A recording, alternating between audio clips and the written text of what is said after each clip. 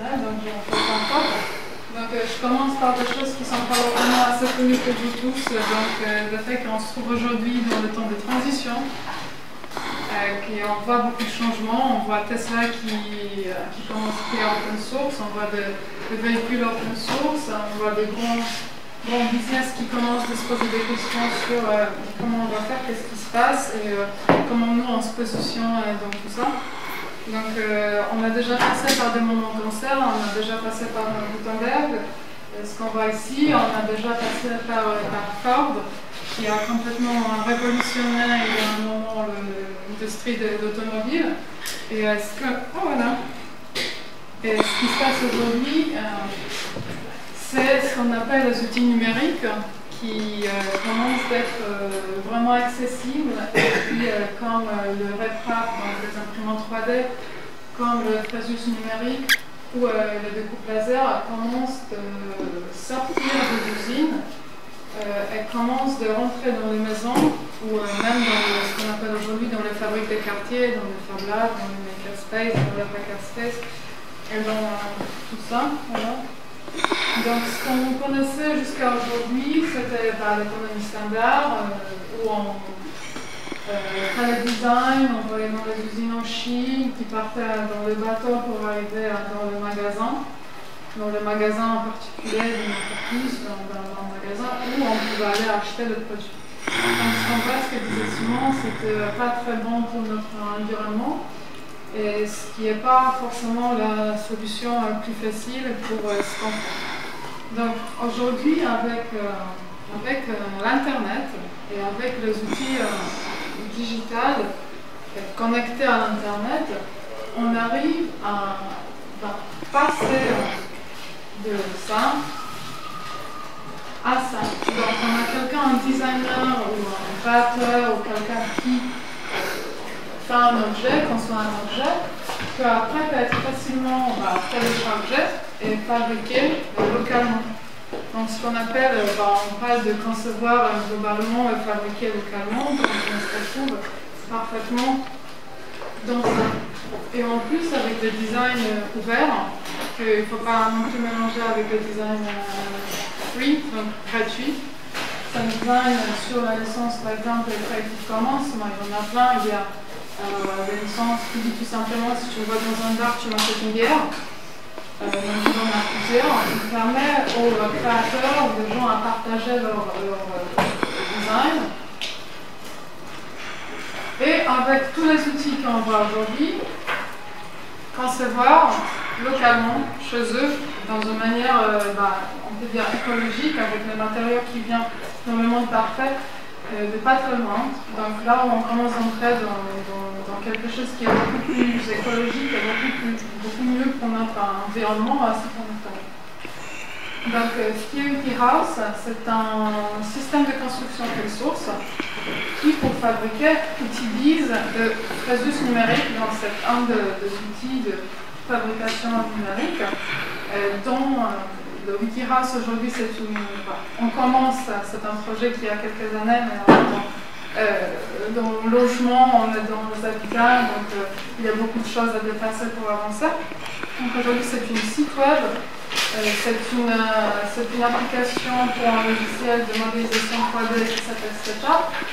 C'est aussi tout un groupe des utilisateurs qui testent, qui fabriquent, c'est vraiment une grande communauté. Donc je commence par, voilà, bon, on va faire comme ça, c'est plus simple. Je commence par un fameux talk de Alastair Parvin qui est un des cofondateurs avec qui je travaille depuis un bon moment, qui parle globalement du fait que les architectes, moi en tant que architecte je peux confirmer, on travaille pour les gens les plus riches. Donc en vérité on travaille pour les gens qui gagnent très bien leur vie, qui peuvent se permettre à payer un architecte, acheter un villa voilà. Par contre, ce qu'on oublie, c'est tous les autres gens qui aujourd'hui n'ont ni les moyens pour acheter un appartement à Paris parce que c'est extrêmement cher, et ni acheter un terrain. Donc pour acheter un terrain aujourd'hui, il faut vraiment passer ça par un développeur. Bon, en tout cas, c'est bien compliqué et c'est extrêmement cher. Donc ce qu'on essaye de faire, c'est qu'on essaye de démocratiser un rente que ce soit beaucoup plus facile, ce qui est peut-être pas, ça ne sera pas très bienvenu par les gens au pouvoir aujourd'hui, mais en tout cas, on va essayer de faire au mieux. Donc, ce qu'on fera aujourd'hui, c'est une plateforme, comme on a vu avant. En gros, je pense qu'il y aura beaucoup de business qui vont passer en mode plateforme parce que ça va probablement remplacer les usines d'aujourd'hui. Donc, nous, c'est un peu pareil que le tamis. Je pense qu'il y a beaucoup de choses qu'on peut remplacer dans la présentation de Simonet en mettant le nom Multi-House au lieu du nom activité. Donc, ce qui est dans le cas de Multi-House, c'est une plateforme du site web aujourd'hui qui propose des projets de maison, mais pas seulement, qui peut être téléchargé,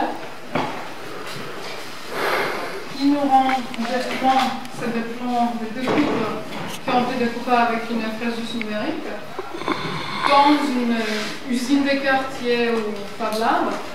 Et après, voilà, grâce à une frésus numérique, 2 planches de contreplaquettes qui sont accessibles. Aujourd'hui, c'est du contreplaquette.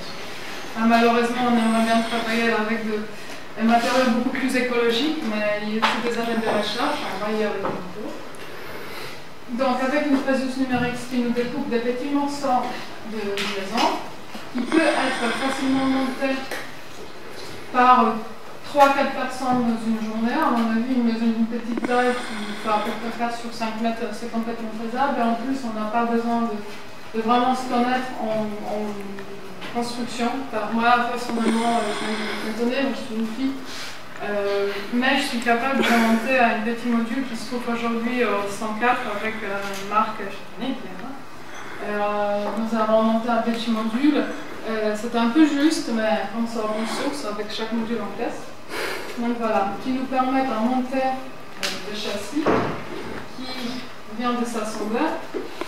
Et on a une simple structure d'une maison où après on peut ajouter des fenêtres, de tout ce qu'on a, des isolants, tout ce qu'on a besoin pour vraiment finir cette maison. Et ça, dans l'avenir, on espère d'avoir aussi toutes les solutions open source alternatives qui vont se trouver sur la plateforme. Donc voilà, ici par exemple, c'est un système qu'on a commencé à travailler sur un système de fenêtres. Donc en vérité, c'est des fenêtres qu'on peut faire avec une frésus numérique. Sauf partie de vitrage. Mais on peut se faire une fenêtre nous-mêmes si on veut, elle marche très bien avec la maison. Donc aujourd'hui, on commence à se poser des questions, ça coûte combien, qu'est-ce qu'on peut faire. Donc, par exemple, un Garden Studio, c'est le prix en livre, par contre en euros, ça nous rend 15 000 € à peu près, qui est complètement qui peut être facilement fait en mode autoconstruction par une famille en une jour, 2 jours, je pense. Donc voilà, donc c'est là où on commence de passer de ce qu'on connaît aujourd'hui, donc la façon dans laquelle on construisait jusqu'à aujourd'hui, on construit aujourd'hui. C'est quand on est un grand investisseur, on ne va pas nommer souvent des banques, qui achètent un terrain et qui cherchent à rentabiliser leurs achats. Donc en vérité, ce qu'on connaît aujourd'hui, c'est la ville qui en vérité ressemble le besoin d'un développeur à rentabiliser leurs achats de terrain. Donc grâce à ça, on arrive à des choses qui ressemblent à peu près à ça. Et je sais, je les ai fait, je l'ai fait plusieurs fois. À chaque fois, c'est parce qu'il faut rentabiliser, il faut chercher les mètres carrés. Voilà, donc on arrive à quelque chose qui est fait par personne qui est standard. C'est pas en fait un utilisateur, pas un client qui est devant moi. Je veux dire, c'est ça ce qu'on a aujourd'hui. Donc, avec ce système de construction, ce qu'on envisage, c'est de commencer par des petites fabriques de quartier, des petites factories, des petites usines qui permettent à construire, à faire le open manufacturing de quartier, ce qu'on veut.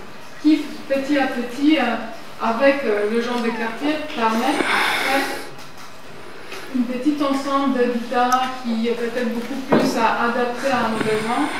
Après, bien sûr, ça va durer un petit moment. On se dit, on n'a pas de fabrique de quartier aujourd'hui, comment faire? On ne va pas changer le ville. Déjà, ça, on connaît tout ça. Je pense que nos grands-parents, les gens qui sont un peu plus âgés que moi, en tout cas, ils ont déjà fait ça. Ils ont travaillé avec leurs amis, ils ont travaillé dans les villages. Donc, c'est pas un nouveauté. Et en plus, désolé pour le décalage, les usines des quartiers, on les trouve déjà, et il en a plein. Je vais essayer de... La première, c'est... Oui. Donc voilà, ici, il en a plein d'endroits. Si on peut zoomer, est-ce que tu vois sur ça? C'est deux cartes, mais peut-être on peut les laisser comme ça, en même temps on le voit les deux. La première en haut, je ne sais pas si vous voyez les chiffres, mais c'est tous les Fab Labs du monde qui sont enregistrés sur le site FabLab.io. Donc normalement, en fait c'est des gros groupes, on ne les voit pas tous, mais ils sont vraiment groupés les chiffres. Si je peux vous dire, en lisant ici, bon, on ne les voit pas très bien, désolé, mais je peux vous dire, il en a plein. Je pense qu'aujourd'hui on arrive à 400 Fab Labs qui se trouvent un peu partout dans le monde entier. Sinon, sur le cap qui est ailleurs, c'est le FabRap, c'est un site qui est dédié aussi aux fabricants, des gens qui possèdent des fraises numériques et tous les autres outils de fabrication digitale. Ben voilà. France, 83. Donc on est bien là, en tout cas je pense qu'on gagne. On est là. Oui, voilà, c'est ça. Italie et la France, ça veut dire qu'ils sont aujourd'hui plein de Fab Labs. Dans tous les usines des quartiers de lieux de fabrication digitale, on peut imaginer que celui-là, il peut devenir dans l'avenir le fabrique des quartiers où on pourra fabriquer nos maisons. Donc, Wikihouse aujourd'hui, il en a plusieurs équipes qui travaillent dans des conditions différentes. Ils travaillent sur des charters. Ce n'est pas des gens c'est pas juste eux qui vont faire des designs, parce que le design de Wikihouse peut être par n'importe qui mis sur le site. Par contre, les gens qui sont en train d'étudier cette idée, ils se trouvent partout dans le monde entier, donc on est en train de voir aussi des différentes conditions environnementaux. Là, en Nouvelle-Zélande, il y a des gens qui travaillent sur de changer un petit peu le modèle pour répondre aux besoins d'habitats qui sont fragiles pour le tremblement de terre. Il y a des gens à Rio qui travaillent sur des favelas. Il y a des gens aux États-Unis, on est là en France, moi et Marc. Et les gens en Angleterre qui travaillent en fait avec une agence de design qui s'appelle 00 Design, qui est la mère de deux projets Wikihouse et OpenDesk qu'on a vu avant. Et donc tous ces gens ensemble